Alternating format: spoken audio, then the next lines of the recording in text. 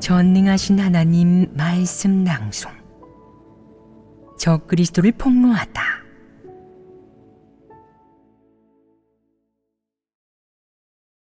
제9조.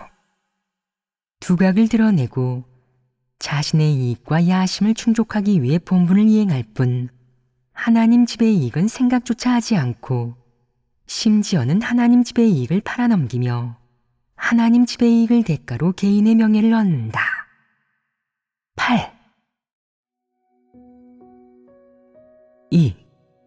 적그리스도의 이익. 4. 앞날과 운명. 먼저 지난번 예배 때 교제한 내용을 돌아보자. 지난번에 하나님께서는 앞날과 운명을 대하는 적그리스도의 두 번째 태도, 적그리스도는 어떻게 본분을 대하는가에 관해 교제해 주셨습니다. 적그리스도가 본분을 대하는 태도에는 세 가지가 있었습니다. 첫째, 하나님께서 인류에게 공급해 주시고 인류를 인도해 주심으로 사람이 하나님 앞에서 피조물의 본분을 이행하는 것은 지극히 당연한 이치이자 인류 가운데 가장 정의롭고 아름다운 일입니다. 하지만 적그리스도는 이것을 하나의 거래로 여기며 본분 이행을 통해 앞날과 종착지를 얻어내려고 합니다. 둘째, 하나님은 사역 기간에 수많은 진리를 선포하셨습니다. 그런데 그들은 하나님 말씀을 진리로 여기거나 인류가 구원받기 위해 갖추고 추구하고 받아들이고 진입해야 할 것으로 보지 않습니다. 오히려 앞날과 종착지, 명예, 지위를 추구하는 것을 진리로 여기고 사람이 마땅히 지키고 얻어야 할 것으로 여깁니다. 셋째, 하나님은 사역으로 인류를 경영하고 구원하시지만 적그리스도는 그것을 하나의 거래이자 게임으로 여깁니다. 그는 반드시 사람의 노력과 거래가 있어야만 천국의 복을 얻어낼 수 있다고 생각합니다. 사람에게 본분을 이행하라고 요구하는 하나님의 이 진리를 대하는 적그리스도의 태도로 볼 때 그들의 성품은 사악합니다. 또 보충할 내용이 있느냐? 적그리스도는 본분 이행을 복받기 위한 유일한 일로 여깁니다. 복받으려는 욕망이 무너지는 순간 그는 바로 본분을 포기하며 심지어는 하나님을 떠납니다.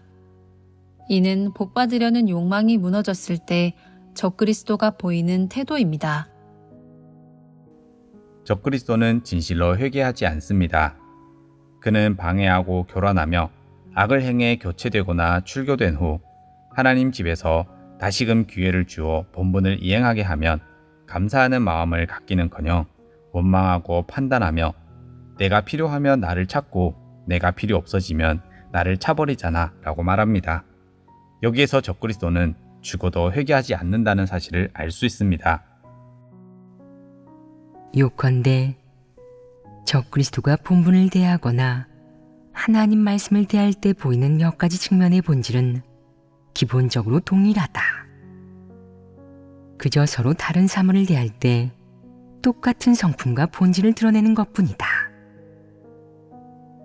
적그리스도가 본분을 대할 때 드러내는 본질에 대해서는 지난번에 기본적으로 다 교제하였다.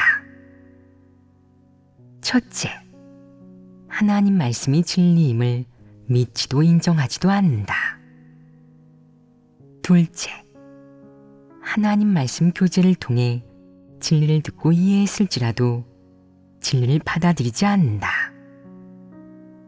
셋째, 하나님의 주제와 안배에 순종하지 않는다. 넷째, 영원히 진실로 회개하지 않는다.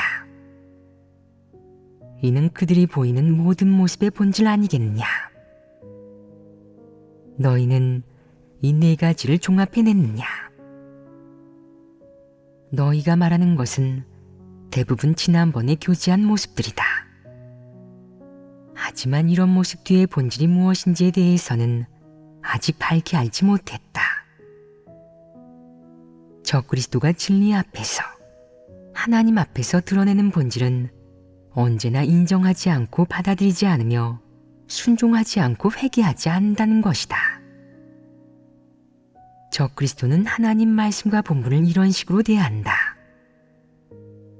그럼 책망훈계를 대할 때는 또 어떤 태도를 보이겠느냐? 또 어떤 태도들이 그가 위에서 말한 그런 본질을 지니고 있음을 보여주고 그가 바로 하나님과 진리를 적대하는 적그리스도임을 실증하겠느냐? 이것이 바로 오늘 교제하려는 세 번째 태도. 적그리스도는 책망과 훈계를 어떻게 대하는가이다. 이는 앞날과 운명을 대하는 적그리스도의 태도 중 세 번째 소주제이다. 보아라. 각종 진리를 교제할 때는 이렇게 구체적으로 교제하고 구체적으로 구하고 묵상해야 한다. 두루뭉술하게만 말한다면 너는 각종 진리의 실제를 구체적으로 인식하지 못할 것이다. 자, 지난번에 교제한 내용은 더 이상 돌아보지 않겠다. 이제 본격적으로 제3조에 관해 교제해보자. 3. 적그리스도는 책망과 훈계를 어떻게 대하는가? 책망과 훈계는 하나님을 믿는 사람이라면 누구나 체험할 수 있는 일이다. 특히 본분이행 과정에서 겪는 책망 훈계가 많아짐에 따라 많은 사람이 책망 훈계의 의미에 대해 점점 더 인식하고 책망 훈계가 가져다주는 이점이 무척 많다고 생각하며 점점 더 올바르게 책망 훈계를 대한다. 물론 누구든 본분을 이행하기만 하면 어떤 본분을 이행하든 책망 훈계를 겪을 기회가 있다. 정상적인 사람은 책망 훈계가 닥칠 때마다 올바르게 대한다. 하나님에게 순종하는 마음으로 책망 훈계를 받아들이는 한편 자신에게 어떤 문제가 있는지 반성하고 인식하는 것이다. 이는 진리를 추구하는 사람이 책망 훈계를 대할 때 자주 보이는 태도이자 관점이다. 그럼 적그리스도도 책망 훈계를 이렇게 대하겠느냐? 절대 그렇지 않다. 적그리스도와 진리를 추구하는 사람은 책망 훈계를 대하는 태도가 분명히 다르다. 먼저 적그리스도는 마음속으로 책망과 훈계를 받는 일을 받아들이지 못한다. 그가 받아들이지 못하는 데는 이유가 있다.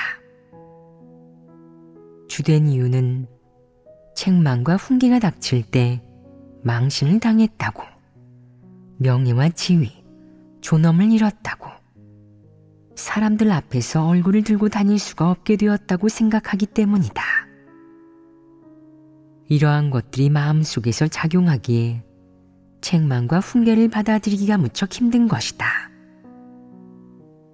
그는 누가 자신을 책망하고 훈계하면 그것은 자신을 괴롭히는 거라고, 그 사람은 자신의 원수라고 생각한다.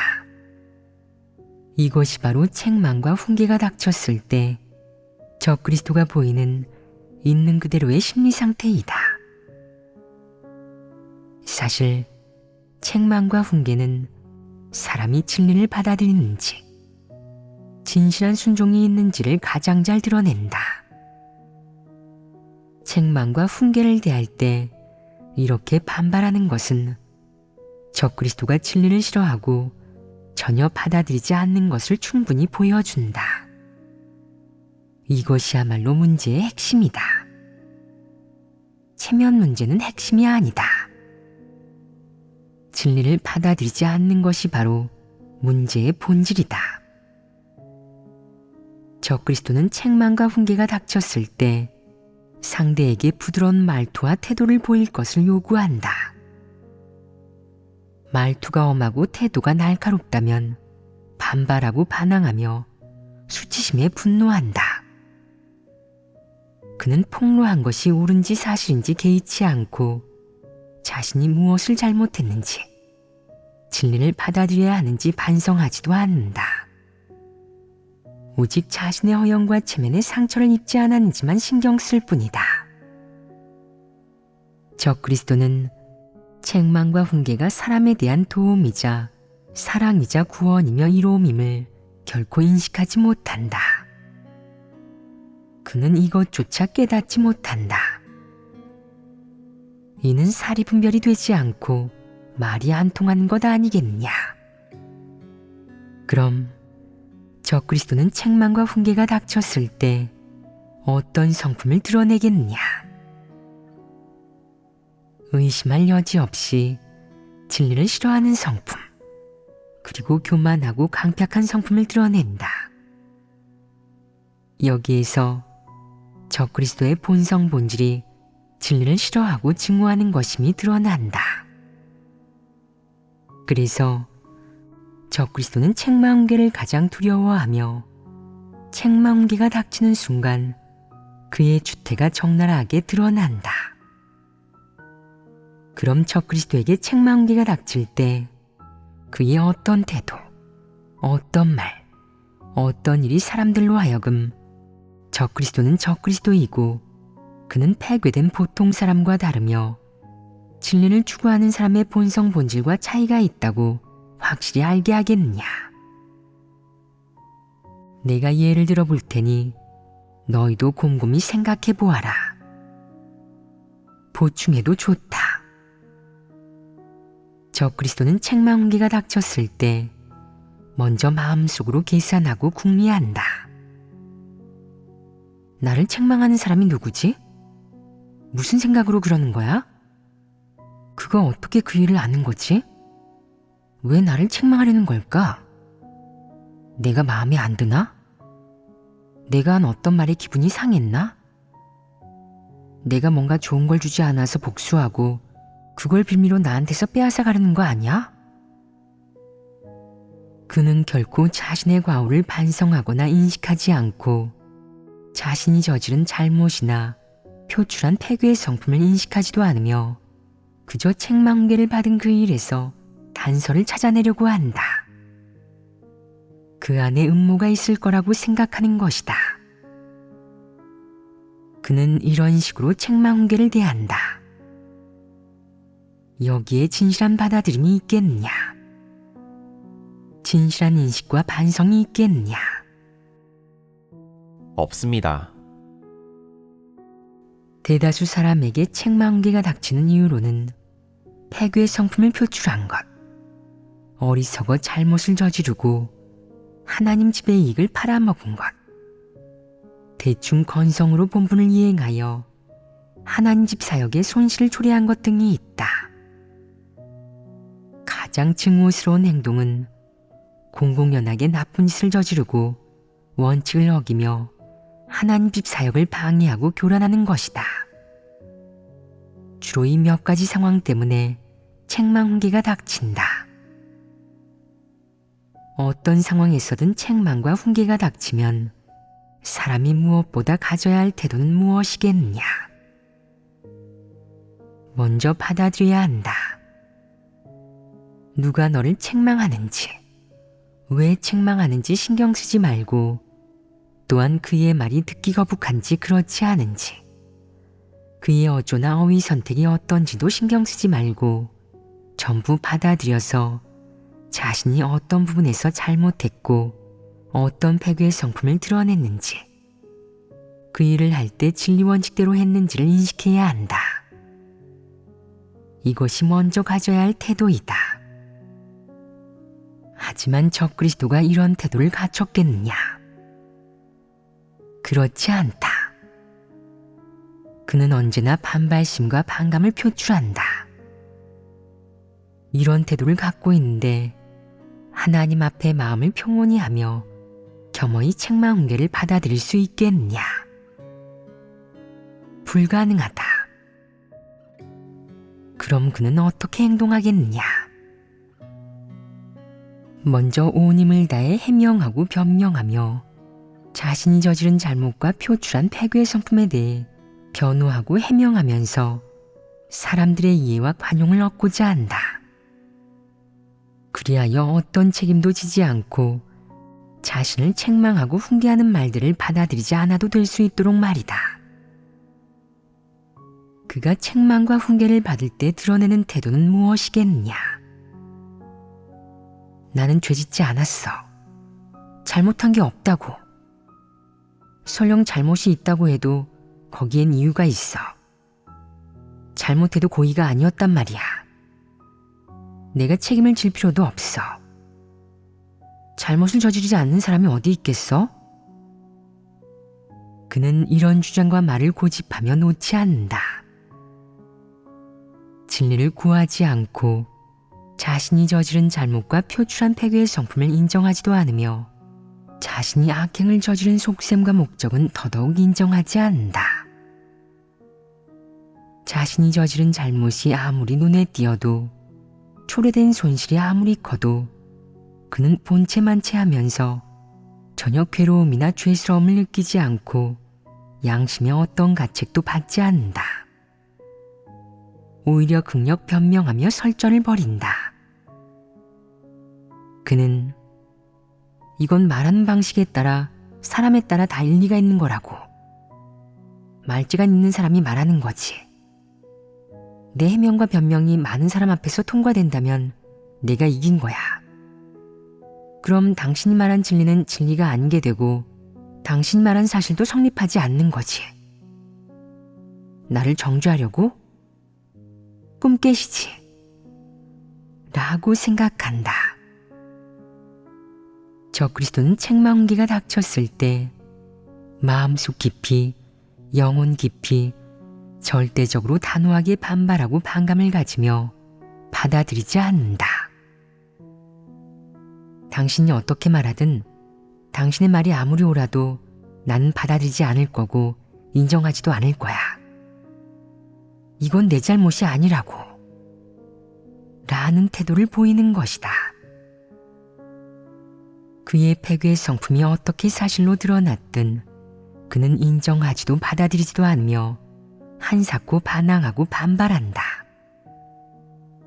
또 다른 사람이 어떻게 말하든 그는 받아들이거나 인정하지 않으며 마음속으로 누가 말로 이기나 보자.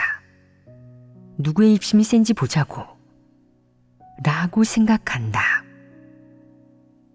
이것이 바로 책망과 훈계를 대하는 적그리스도의 태도 중 하나이다. 사람이 진리를 받아들일 수 있는지 여부는 책망 훈계가 닥쳤을 때 드러난다. 적그리스도는 글귀와 도리를 말할 때는 무척 분명하지만 책망 훈계가 닥치면 계속 반발하고 이치를 따주고 반항하면서 진리를 전혀 받아들이지 않는다. 또 그는 평소에 읊어대던 글귀와 도리를 하나도 실행하지 못한다. 무엇 때문이겠느냐? 적그리스도의 본질이 진리를 싫어하기 때문이다. 적그리스도의 성품은 흉악하고 극도로 교만하다. 진리 앞에서, 사실 앞에서 그는 언제나 강팍한 태도, 반발하고 반감을 품는 태도를 보인다. 책망 훈계가 닥쳤을 때 적그리스도는 스스로를 위해 극력 해명하고 변명하면서 자신의 명예를 지키는 것 외에도 가장 큰 신념 하나를 갖고 있다. 바로 내가 믿는 존재는 하나님이지 사람이 아니야. 하나님은 공의로우시지. 사람이 나를 어떻게 책망하든 내 운명을 결정할 수는 없어. 설령 내가 진리를 받아들이지 않는다고 할지라도 사람이 나를 어쩔 수 있겠어? 라는 것이다. 그는 마음속으로 불복한다. 땅에 있는 사람의 말이 아무리 옳고 진리에 부합해도 그건 진리가 아니야. 오직 하늘의 하나님이 직접 음성을 발하신 것만이 진리라고. 땅에 있는 사람이 아무리 다른 사람을 심판하고 형벌하고 책망하고 훈계해도 공의롭지 않아. 오직 하늘의 하나님만이 공의롭다고. 이 말의 내포된 의미는 무엇이겠느냐? 땅의 하나님 말이 아무리 옳고 진리에 부합해도 그건 진리가 아니야. 하늘의 하나님만이 진리고 가장 위대하지. 땅의 하나님이 진리를 선포할 수는 있지만 하늘의 하나님에게 비할 수는 없어. 라는 의미 아니겠냐. 내가 믿는 분은 하늘의 하나님이지 땅의 하나님이 아니야. 당신처럼 평범한 사람이 하는 말이 아무리 옳고 진리에 부합해도 당신은 하늘의 하나님이 아니라고. 하늘의 하나님은 모든 것을 주재하셔.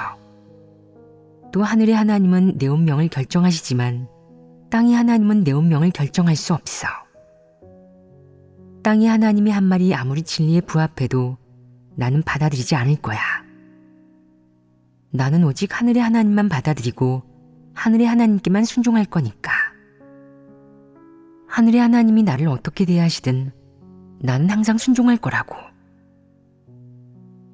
이런 말은 다 책망훈계가 닥쳤을 때 적그리스도가 드러내는 말이자 그의 마음속 말이다.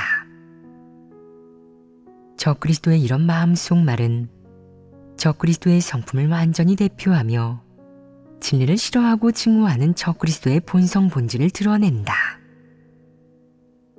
적그리스도가 이런 말을 드러낼 때면 그의 민낯이 완전히 드러난다. 이런 말을 할 수 있는 사람은 다 영락없는 적그리스도이자 진정한 마귀 사탄이라고 할 수 있다. 일부 적그리스도는 책망훈계가 닥쳤을 때 굽히지 않고 비굴하거나 거만하게 굴지도 않는 태도를 보이는데 그들은 진리와 책망훈계를 받아들이는 것도 진실로 자신을 인식하는 것도 아니다. 그저 자신의 신념 속으로 물러나 그 신념으로 자신의 지위와 명예, 존재감을 지키는 것이다. 이는 불신파의 본질이 완전히 폭로된 것이다. 그는 내가 믿는 분은 하나님이지 사람이 아니야. 하나님은 공의로운 분이라고.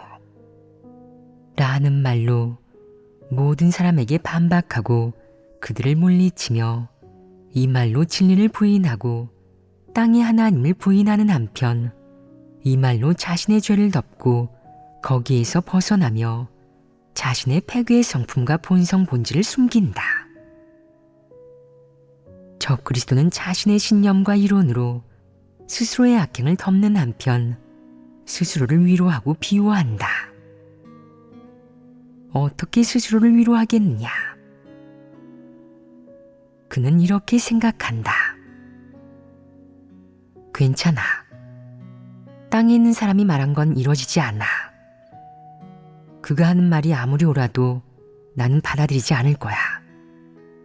내가 받아들이지 않는 한 그가 하는 말은 사실이 아니고 진리에 부합하지도 않는 거야. 그럼 어떤 잘못이나 나쁜 일을 저지르든 어떤 과오를 범하든 책임질 필요는 없어. 여태까지처럼 그렇게 내 마음대로 행동하고 거들먹거리고 고집을 부려도 된다고. 그래서 적그리스도는 그렇게 아무 거리낌 없이 모렴치하게 계속 자신의 길을 걸어가며 복받으려는 욕망과 속셈을 끝까지 유지한다. 이것이 바로 적그리스도의 민낯이다. 적그리스도는 책망훈계가 닥쳤을 때 드러난다. 그때 그의 본성 본질은 가장 쉽게 폭로된다.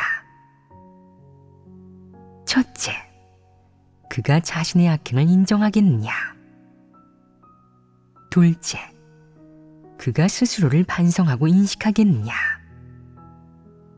셋째, 책망훈계가 닥치면 그가 하나님으로부터 받아들이겠느냐? 이 세 가지에 근거하여 적그리스도의 본성 본질을 알 수 있다. 책망훈계가 닥쳤을 때 순종하고 스스로를 반성하며 그 속에서 자신의 패괴 표출과 패괴 본질을 인식할 수 있다면 그런 사람은 진리를 받아들일 수 있는 사람이지 적그리스도가 아니다. 적그리스도는 이 세 가지를 갖추지 않았으며 오히려 다른 짓을 벌인다. 그것은 사람들이 생각지도 못하는 일로 책망훈계가 닥쳤을 때 적반하장을 보이는 것이다. 그는 자신이 저지른 잘못과 자신의 패괴의 성품을 인정하기는 고사하고 책망훈계를 한 사람을 정죄한다. 어떻게 정죄하겠느냐? 책망훈계가 반드시 다 옳은 것은 아닙니다. 책망훈계는 다 사람이 정죄하고 심판하는 것으로 하나님을 대표하지 않죠. 오직 하나님만이 공의로우십니다. 남을 정죄하는 자들은 모두 정죄받아야 해요. 라고 말한다. 이는 적반하장이 아니겠느냐? 어떤 사람이라야 이렇게 적반하장격의 일을 하겠느냐? 생트집을 잡는 사람, 말이 통하지 않는 사람, 마귀 사탄 부류만이 이런 일을 저지를 수 있다. 양심과 이성이 있는 사람은 절대 이런 일을 하지 않는다. 그러므로 책망훈계가 닥쳤을 때 적반하장을 보이는 사람은 분명히 악인이고 마귀이다. 적그리스도가 적반하장격으로 자주 하는 말에는 어떤 것이 있겠느냐? 바로 제가 믿는 분은 하나님입니다. 하나님은 공의롭습니다.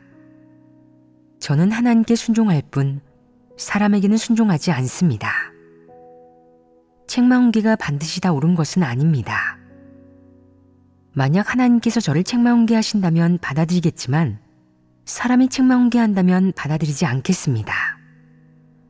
라는 것이다. 적그리스도의 첫 번째 말은 바로 하나님은 공의롭습니다. 라는 것이다. 그의 말을 들어보면 그 어조에는 악독한 속내가 들어있다. 두 번째 말은 저는 하나님께 순종할 뿐 사람에게는 순종하지 않습니다. 라는 것이다. 너희는 이 두 가지 말을 들어본 적이 있느냐? 있습니다. 그럼 너희가 이런 말을 한 적은 없느냐? 없습니다. 평범한 사람은 감히 이런 말을 하지 못한다. 긍정적이라고 생각하는 일, 자기가 마땅히 받아들여야 하는 일이 닥쳤을 때 하나님은 정말 공의로우시며 그분의 책망훈계와 징계는 옳습니다. 라고 말하는 것을 제외하고는 말이다. 그는 긍정적으로 받아들이지 이 말을 이용하여 자신의 이익을 지킴으로써 스스로를 위해 해명하거나 변명하지 않는다. 그는 이 말, 이 사실을 진실로 마음속 깊이 받아들이고 인정한다. 하지만 적그리스도의 태도는 다르다. 그는 책망훈계가 닥친 상황에서 이런 말투로 이런 속셈을 품고 제가 믿는 분은 하나님입니다. 하나님은 공의롭습니다. 저는 하나님께 순종할 뿐 사람에게는 순종하지 않습니다. 라고 말한다. 이는 어떤 의미겠느냐? 그가 진리를 받아들이는 사람이겠느냐? 결코 그렇지 않다. 그는 책망훈계가 하나님에게서 비롯된 것이고 하나님이 허락한 것임을 부정한다. 하나님으로부터 받아들이지 못한다는 것은 그가 하나님이 모든 것을 주재한다는 사실을 인정하지 않고 하나님 말씀이 진리임을 믿지 않는다는 것을 전적으로 증명한다. 그럼 그는 왜 하나님이 공의롭다는 것을 인정하겠느냐? 분명 이 말과 표면적으로 옳게 보이는 말을 이용해서 다른 사람을 정죄하고 자기에게 불리하게 군 사람, 자기를 책망훈계하고 자기의 패괴의 성품을 폭로한 사람을 정죄하려는 것이다. 이는 악인의 행위 아니겠느냐? 이런 자가 바로 악인이다. 악인은 중요한 시기에도 옳은 말을 이용해 하나님을 대적하고 진리에 대항하며 자신의 이익과 이미지, 체면, 명예를 지킨다. 이는 염치가 없는 것 아니겠느냐? 악인은 그 얼굴을 굳게 하나 라는 말이 악인과 적그리스도에게서 입증되었다. 적그리스도는 바로 이런 사람이다. 적그리스도가 하는 또 다른 말로는 제가 믿는 존재는 사람이 아니라 하나님입니다. 라는 것이 있다. 표면적으로 듣기에 이 말에 문제가 있어 보이냐? 하나님을 믿는 것은 당연히 옳다.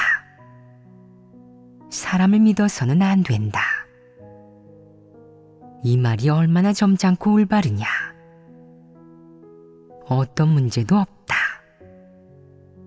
하지만 안타깝게도 이 말은 적그리스도의 입에서 나오면서 의미가 변질되었다. 의미가 변질되었다는 것이 무슨 뜻이겠느냐? 적그리스도는 옳은 말을 이용해 공경에서 벗어나고 변명한다. 그가 이 말을 한 이면에는 어떤 속셈이 있겠느냐?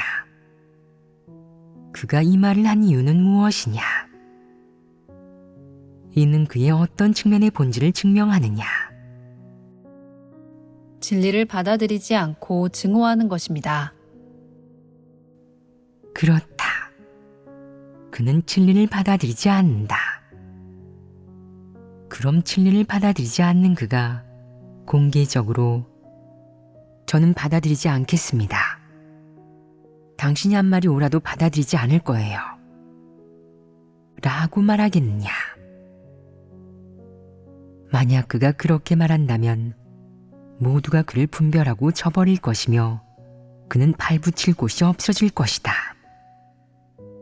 그래서 그는 그렇게 말하지 못한다. 그는 마음속으로 이런 일을 매우 분명히 구분하고 있다. 적그리스도의 간사한 점, 사악한 점이 바로 여기에 있다. 그는 만약 내가 공개적으로 당신에게 반발하고 큰소리치고 대항한다면 당신은 내가 진리를 받아들이지 않는다고 하겠지. 그러니 내가 진리를 받아들이지 않는다는 사실을 당신이 간파하지 못하게 할 거야. 다른 방식으로 이 일을 해결하고 나 자신을 지킬 거라고. 라고 생각한다. 그래서 그는 제가 믿는 존재는 사람이 아니라 하나님입니다. 라는 말을 한 것이다. 그가 믿는 존재가 하나님이든 사람이든 여기에서 우리가 해보아야 할 것은 적그리스도가 진리를 받아들이는가 하는 점이다. 그의 이 말은 개념을 혼동시키는 것 아니겠느냐. 이럴 때 그는 개념을 혼동시키고 사람들의 눈을 속인다. 그가 진리를 받아들이지 않는다는 사실을 사람들이 간파하지 못하게 하기 위해 그는 저는 하나님을 인정하고 진리를 인정합니다. 또 저는 하나님을 믿고 하나님이 진리임을 믿습니다. 하나님이 진리인 이상 사람이 될 수는 없지요. 만약 사람이 된다면 진리가 없을 것이고 그 존재는 하나님이 아닙니다. 라고 말한다. 이런 점에서 볼 때 적그리스도는 이미 드러난 것 아니겠냐. 그는 하나님이 그리스도, 평범한 사람이 될 수 있다는 사실을 결코 인정하지 않는다. 그는 오직 하늘의 하나님, 눈에 보이지 않고 만질 수 없는 하나님, 사람이 마음대로 상상하고 이용할 수 있는 하나님만이 하나님이라고 생각한다. 이 점은 바울과 비슷한 데가 있지 않으냐. 그렇습니다. 바울은 땅의 그리스도를 대할 때 어떤 태도를 보였느냐? 인정했느냐? 받아들였느냐? 받아들이지 않았습니다. 바울은 그리스도는 살아계신 하나님의 아들이고 우리 역시 살아계신 하나님의 아들입니다. 우리가 그리스도와 함께 있으면 형제자매이고 서열을 따지면 그와 동등하지요. 우리가 믿는 하나님은 하늘에 계십니다. 땅에는 하나님이 없어요. 그러니 오해하지 마십시오. 땅에 있는 분은 그리스도이고 하나님의 아들로 하나님과 같지 않습니다. 그는 하늘에 계신 하나님을 대표할 수 없습니다. 사람들 또한 그를 진리로 여겨서는 안 되고요. 그를 따를 필요는 없습니다. 라고 말했다. 제가 믿는 존재는 사람이 아니라 하나님입니다. 라는 적그리스도의 말에서 무엇을 해부할 수 있느냐? 그는 바울과 마찬가지로 하늘의 막연한 하나님만 인정하고 그리스도를 하나님으로 인정하지는 않는다. 다시 말해, 그는 하나님이 이미 육신을 입고 평범한 사람이 되었다는 사실을 인정하지 않는 것이다. 이 점은 적그리스도와 바울이 똑같다. 그의 뜻인즉슨 사람이 하나님을 믿으려면 하나님을 믿어야지 사람을 믿어서는 안 돼. 사람을 믿는 것은 소용이 없어. 사람을 믿으면 복을 받을 수 없거든. 하나님을 믿으려면 하늘의 하나님, 보이지 않는 하나님을 믿어야 해. 하늘의 하나님은 얼마나 위대하고 전능해. 반면 땅의 하나님이 뭘 할 수 있지? 진리나 좀 선포하고 옳은 말이나 좀 할 수 있지. 라는 것이다. 이 말을 통해 그의 본질을 해부하고 살펴보면 그는 그리스도를 인정하지 않고 대적하며 하나님이 성육신했다는 사실을 부인하는 자로 영락없는 적그리스도이다. 책망계가 닥칠 때, 좌절할 때, 누군가에게 폭로당할 때 적그리스도는 하나님은 공의롭습니다. 라는 말로 스스로를 지키고 그에 대한 다른 사람의 폭로와 책망계를 부정한다. 어찌됐든 책망계가 닥쳤을 때 그의 주된 태도는 반항하고 반발하며 거부하고 극력 변명하고 변호하는 것이다. 심지어 어떤 사람은 시간이 모든 것을 드러낼 것입니다. 하나님은 공의롭습니다. 언젠가 하나님께서 저를 위해 밝혀주실 거예요. 라고 말하기도 한다. 해괴된 인류인 그는 본분이행 과정에서 하나님 집 사역에 얼마나 큰 손실을 끼치든 아랑곳하지 않고 개의치도 않는다. 만약 이 사실이 폭로된다면 그는 자기가 그 손실을 초래했다는 사실을 인정하지 않으며 그 책임을 지려고 하지도 않을 것이다. 그리고 마지막에는 하나님에게 밝혀달라고 할 것이다. 마치 하나님이 그를 위해 봉사하는 양, 그가 잘못을 저지르면 하나님이 그를 지켜줘야 하는 양, 하나님은 그런 하나님인 양 말이다. 그는 진리와 책망훈계를 받아들이지 않고 스스로를 인식하지 못할 뿐만 아니라 하나님에게 그를 위해 변명하고 해명해달라고 한다. 이는 부끄러운 일 아니겠느냐? 이는 너무도 부끄러운 일이다. 적그리스도 부류는 모두 극도로 모렴치하고 사악한 자들이다. 이것이 한 가지 측면이다. 책망훈계가 닥쳤을 때 적그리스도가 수시로 하는 말 두 가지는 무엇이냐? 제가 믿는 존재는 사람이 아니라 하나님입니다. 하나님은 공의롭습니다. 라는 말입니다. 이는 그들이 자주 쓰는 두 가지 말이다. 다른 생억지는 하나도 입 밖으로 내지 못하고 감히 말하지도 못하지만 이 두 가지 옳은 말로 사람을 미혹하고 스스로를 위해 궤변을 늘어놓으며 잘못된 일을 옳은 일로, 사악한 일을 정의로운 일로, 그가 저지른 잘못과 그가 초래한 손실을 정당한 것으로 만들고자 시도한다. 그는 이 두 가지 말로 이 모든 것을 일소하고 무효로 하며 없던 일 취급한 후 자기 마음대로 믿는다. 적그리스도의 이런 모습에 회개가 있느냐? 그는 회개하지 않을 뿐만 아니라 적그리스도의 또 다른 일면, 진리를 싫어하고 교만하고 사악하고 흉악한 모습을 드러낸다. 교만함은 누가 그를 책망훈계할 때 당신은 사람이니 나는 두렵지 않아 라며 상대를 멸시하는 데서 드러난다. 이는 교만함 아니겠냐? 그렇습니다. 사악함은 어떤 부분에서 드러나느냐? 적반하장에서 드러납니다. 적반하장이 한 측면이다. 다른 한 측면은 옳은 말로 스스로를 위해 해명하고 변명하며 자신을 지키는 것이다. 여기에는 또 어떤 성품이 있겠느냐? 적반하장 역시 흉악한 것이다.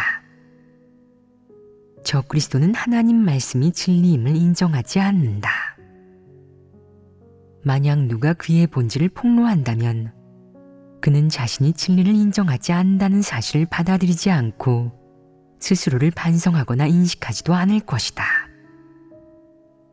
오히려 적반하장을 보이면서 옳은 말, 듣기 좋은 말로 다른 사람을 정죄할 것이다. 그가 다른 사람을 정죄하는 방식과 말은 음험하고 사악하다. 그는 다른 사람을 정죄하고 입을 막을 때 어떤 말을 해야 상대가 더는 말하지 못하고 그를 어찌하지도 못하게 될지를 알고 있다. 이것이 사악함이다. 그의 이런 방식과 행동은 부정할 여지 없이 흉악한 성품이다. 이것이 바로 적그리스도에게 책망훈계가 닥친 일에서 해부해낸 적그리스도의 몇 가지 성품이다. 적그리스도의 이 몇 가지 성품과 표출은 우리가 앞에서 말한 네 가지와 대입이 되지 않느냐? 어떤 네 가지였는지 말해보겠느냐? 첫째, 하나님 말씀이 진리임을 믿지도 인정하지도 않는 것입니다. 둘째, 하나님 말씀 교제를 통해 진리를 듣고 이해했을지라도 진리를 받아들이지 않는 것입니다. 셋째, 하나님의 주제와 안배에 순종하지 않는 것입니다. 넷째, 영원히 진실로 회개하지 않는 것입니다. 믿지 않고 받아들이지 않고 순종하지 않고 회개하지 않는 것이다. 이 네 가지 부정은 적그리스도의 본질을 대표한다. 적그리스도는 절대 진리를 받아들이지 않고 사실 앞에서 고개를 숙이지도 않는다. 이것이 바로 죽어도 회개하지 않는 것이고 적그리스도 본성 안에서 표출된 것들이다. 이는 적그리스도가 책망훈계를 대하는 첫 번째 태도이다. 적그리스도의 성품 본질은 동일하지만 그들의 입에서 나오는 이 명언이나 명문장들이 꼭 같지는 않다. 어떨 때는 이런 말을 하고 어떨 때는 저런 말을 한다. 하지만 그들의 입에서 어떤 말이 나오든 그 특징과 본질은 모두 같다. 그 말들의 본질은 바로 진리를 받아들이지 않는 것이다. 진리를 받아들이지 않는다면 그것은 모두 어떤 말이겠느냐? 진리에 부합하는 말이겠느냐? 사람의 말, 윤리에 부합하는 말이겠느냐? 아니면 양심과 이성에 부합하는 말이겠느냐? 마귀적인 말입니다. 그렇다. 그것을 빈말, 말이 안 되는 소리라고 한다면 그 정의는 그다지 정확하지 않다. 마귀적인 말이라고 하면 그것은 문제를 설명해 준다.